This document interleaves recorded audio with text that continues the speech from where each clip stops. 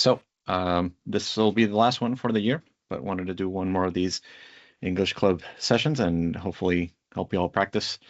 And so let's get started. And just as a reminder, I actually will leave a little bit at the end in case any of you are thinking about it. But the point of this English Club is not just to hear me speak in English, but also to help you practice. And as well, something that I wanted to add, and hopefully if anyone has any questions, we'll leave that at the end. But if anyone has any particular words they're struggling with or other things they need a little help with, I'm not sure if I'm saying it the right way or not, etc., or how do I say it better, that's also something I would like to help. So just keep that in mind in case you have something at the end you would like to bring up, because a lot of these words that I'll be showing are things that I notice when we're in meetings and conversations, things that pop up that I notice people say in a slightly different way. But I would also like to include, other things that maybe I haven't heard in conversation, but it is something you struggle with. So with that being said, I'll move on to the first word that I wanted to bring up, which I noticed that I've heard some people say it in the wrong way. So the word is remain, and in Spanish we would say it similarly as remain. It sounds the same like if you say it in Spanish, and that word means permanecer. So the word remain, sometimes I've heard it said as remain, like if you read it in Spanish, remain, and we should not be confusing it with a company that we work with, actually, which is Remind. So that is the difference of how you would spell the word. If you said it Remind, the one on the bottom, which we work with, and Remain, which is the one on top, which means, to remain, permanecer, to stay. So hopefully no issues with that one. Another word that I've heard is player. I've heard some people say player, and it obviously the sound can throw people a little off if you don't say it the right way, right? So player, if you want to say it all Spanishized, player is a slightly more correct way to say it, and it sounds very close to the actual word. And that word for player is usually the word that we're using for in Spanish reproductor. So when you have an audio player, a video player, other kinds of devices that just you hit play, then that's what we mean with player, right? Now here comes an interesting one, and here's where I'm going to ask for some volunteers. How you read these, because sometimes they sound very similar and sometimes they can be a little tongue twisty. So before I say these, I'd like to see if anyone would like to volunteer.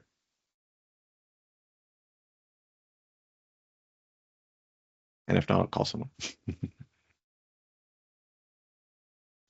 Alrighty. Marilyn, can you help me out with this one? I can see the screen. I can see the presentation right now. I don't know. Preserve, and the last one is preserve. So But the here's first one, I'm not sure. The hint in Spanish is here, if you want to try to read it out in English. Preservir? Perseveir? Huh? And then can you say the second one again? Preserve. Very good. So these ones, again, the spelling is a little tricky. It looks almost like the same thing. It's actually, you notice the E and the R at the beginning are turned around, they're flipped. So this can be a little tongue twisty. But yes, the first one is persevere, which in Spanish would be perseverar. And then the second one is preserve, and that would be preservar. So these ones do match with the equivalent Spanish word, but in English it is a little tricky to say. So that's why I put the keys here for you. So for the first one, persevere, that's pretty close to saying persevere.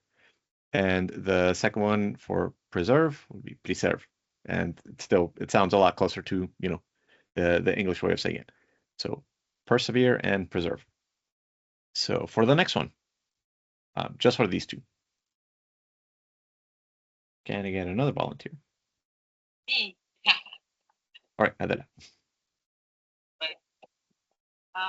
This and this. Very good.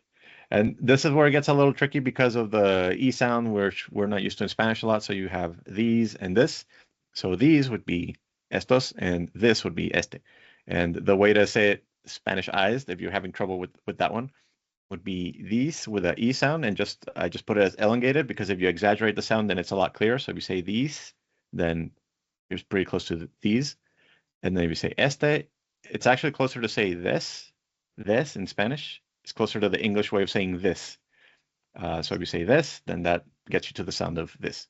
And on the right, I included the other ones just in case you're wondering about the differences. But yeah, you have this, you have that, and then you have these when it's multiple, and those when it's multiple of the other thing over there. So hopefully that helps a little bit as well. Now this one, can I get another volunteer?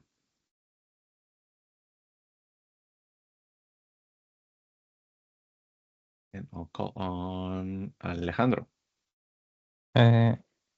Started and startled. Very good. This one is a little tongue twisted because the TL sound is not common in Spanish. So that one's a little hard. So you have started, which means empezado, and startled, which means sorprendido. So you have the Spanish-ish way of saying it would be started. And again, sounds just like started, just maybe not as hard of a T sound in English. And then sorprendido would be startled, is a slightly better or easier way for a Spanish speaker to say startled, because again, that TL sound, that the T sound is a little hard until you practice it a little bit. It's a little bit like yodeling, I guess. Got to get your tongue used to that sound. And now these ones are going to be interesting. So I would like one more volunteer to read these, because the question is the H silent or not? Because in Spanish, all of these that start with an H would be silent. But in English, because it's a wonderful language, because reasons, sometimes the H is silent because of where the word comes from, and sometimes it's not. So can I get another volunteer for this one? I can help, I guess. Mhm. So do I pronounce them, or Yeah, do I just read them out loud the way Uh, you think it should be said. okay, it's hamburger, honor, hollow, hour, honest, ham, and air. Very good. And so you notice that these are pretty tricky in the sense that, like, hamburger, you say it; honor, you don't say it; hollow, you do; hour, you don't; honest, you also don't; ham, you do; and air, you also do say. For these words, does anyone have a question what they mean, or have you heard these before? So I'll go through them real quickly, but we know hamburger, hamburguesa. Honor is the same in Spanish, honor. Hollow would be vacío. Hour, hora. Honest, honesto. Ham, jamón. And air, heredero. So that's what those words are, in case you're curious. And let's go to another one, which is kind of, fun, because false friends is something that I noticed that we fall into a lot, which is saying certain words and then saying it in English or Spanish and thinking it's the same thing, but it's not exactly. So here's an example of a false friend, which is carta and card, which in theory it sounds like the same thing, but it depends on the context you're using it, right? So for example, in English, especially for design, where we use the word card a lot when we mean, like a floating box, basically, which has elements inside of it, and usually we call that a card. But there's also card as in the physical sense of, like a business card, that kind of thing. But in Spanish, you don't say carta. Like you don't call it when you have a business card, you don't call it a carta. You would say, for example, in proper Spanish from Spain, I guess you would call it a naipe.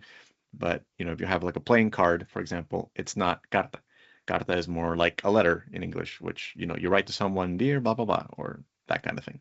So this is one of those that it can get a little tricky, because they sound very similar. They seem like the same thing, but when you actually think about it, they actually are different elements. They're different materials. They actually can technically both be made out of paper, which makes it more confusing, but they do have different uses.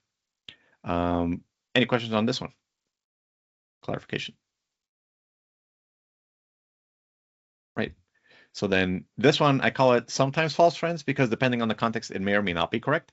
So for example, we have salvar and save.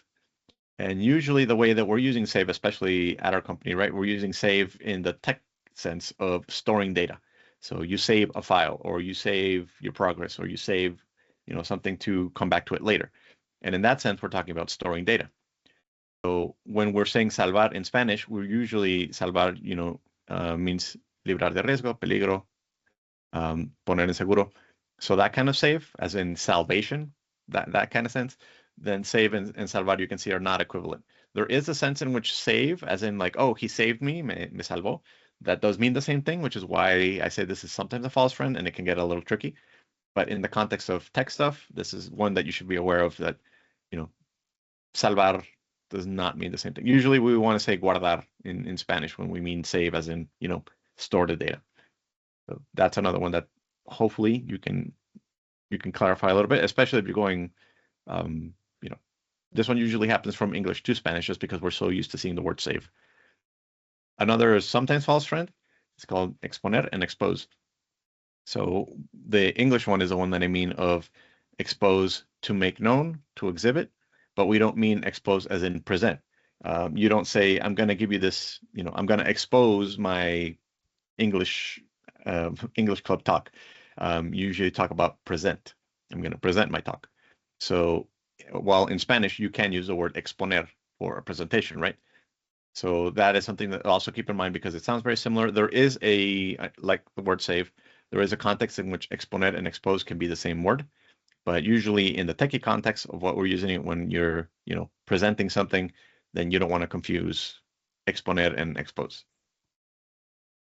And then I'm going to ask again for some more volunteers because we have 4 tongue twisters this time. And I'm going to start with the easy one, but I would like a volunteer before you see what it is. Any takers? Once. Very easy. Adela, you want to try the first one? Yes, Alrighty. easy one. Can you can again. Go ahead. Akan, asakaner, can, akan. Can you say one more time? Can you can, akan, asakaner, can, akan. Uh-huh. So this almost sounds like nonsense, but this is an actual sentence. Can you can a can as a canner can a can. So it's talking about canning a can, means putting the stuff inside of the can. And this is one of those funny things about English where the word can be a verb or it could be a noun, depending on the context you're using, or an adjective. So, can a can or can a can? Yes. All right. And Thank what you, is Adela. canner? Uh-huh. Sorry. A canner, enlatador, someone that puts stuff in the can. So this is again one of those beauties of English of like you can recycle the same word and mean a lot of different things. So can as in puedes, can you can, and as in enlatar, can you can a can, enlatar una lata.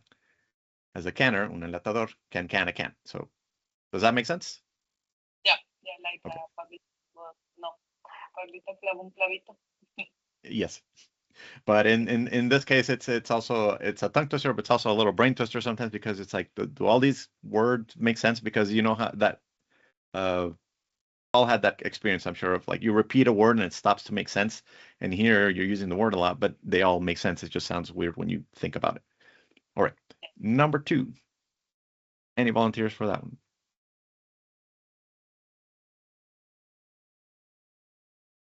Going once, going twice.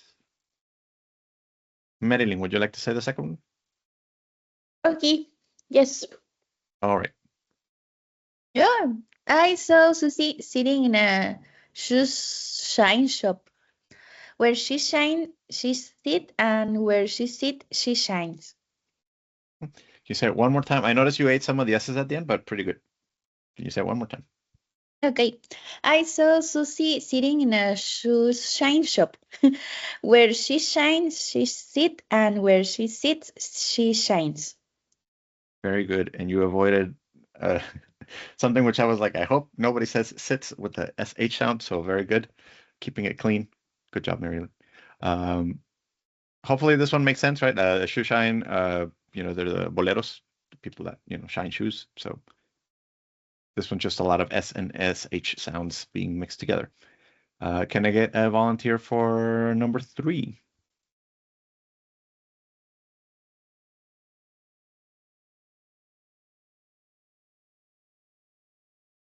Go once, go twice. Actually, hold on a sec. Can't see. Well,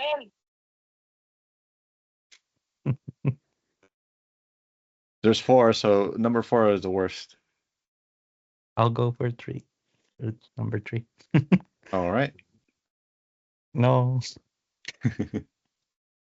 To sit in solemn silence in a dull, dark talk in a pestilential prison with a lifelong lock awaiting the sensation of a short, sharp shock from a cheap and chippy chopper on a big black block.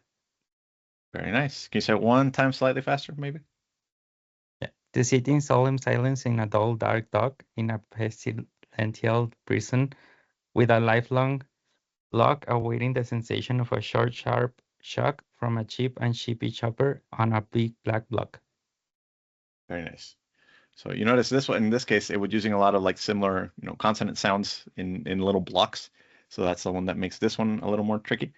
The only one I noticed you had a little trouble with, Romero, which is normal, is pestilential, just because it's not a common word. But yeah, that's the way you say it. Pestilential, like pestilence, pestilencia. So that's the way you would say that one. Not sure if you had any questions on any of the words, but it seems like you did pretty good with those. Yeah, Anyone else have any questions? Okay. Alrighty. And number 4, who wants to take that one? It's not as long, but it is tricky. Go once. Twice. Joel, are you still there?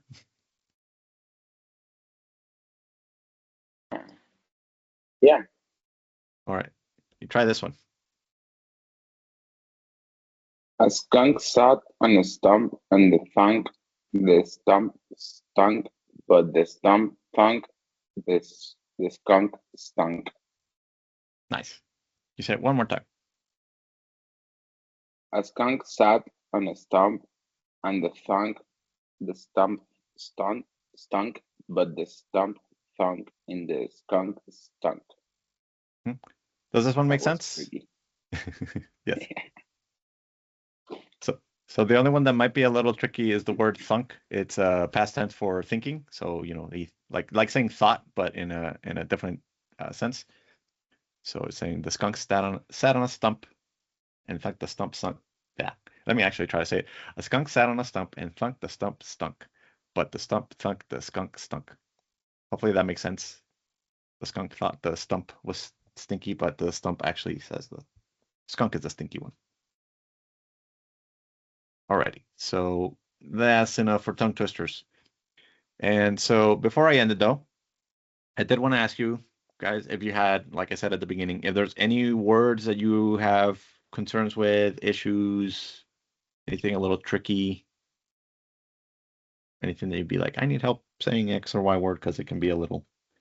Well, for next time, if you have any words, or actually even better, before the next English club that we have, like I said, I'm trying to make them maybe every 2 months, maybe a little sooner, depending on workload, but I'm going to try to keep these a little more frequent if I can, just to help you guys out. But it also helps me out to know what kind of words you struggle with, because then we can bring them up, and also hopefully give you a little bit of a excuse to practice. And again, that's the biggest thing, which is why I'm kind of forcing people to say these things out loud, is that's what's going to help you the most with English, is just getting your tongue untwisted and just actually speaking. So hopefully some of this helps you, and hope you enjoy whatever it is that you celebrate end of year, at the very least a break. So Merry Christmas to all, and thank you.